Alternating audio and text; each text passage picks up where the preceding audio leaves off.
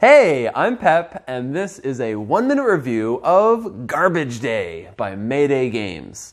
Now, they aren't paying me to do this review.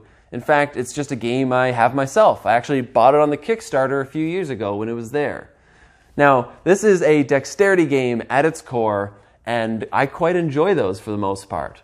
But the way that the game works is you're all tenants in some sort of an apartment or a combined house, and you're throwing things into the garbage, and eventually somebody will cause the garbage to overflow, and you have to be the person to take it out and clean up the trash, and you don't want to be that person. You also have garbage that'll build up in your own personal room, because when you play a card, you can either play it to your room, somebody else's room, or just right on top of the garbage pile.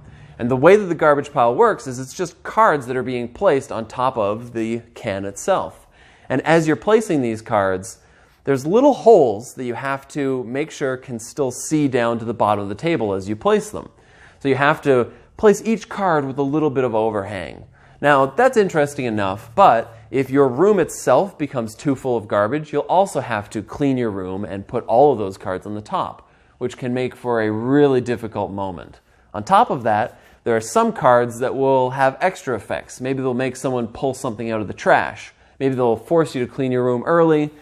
Either way, there's quite a few interesting ones.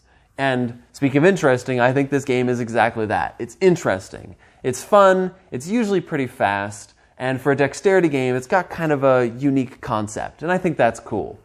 The only downside I would really have is that some of the cards that you can play onto people almost force that person to lose, especially at certain times. So it can go from being strategic to just being mean.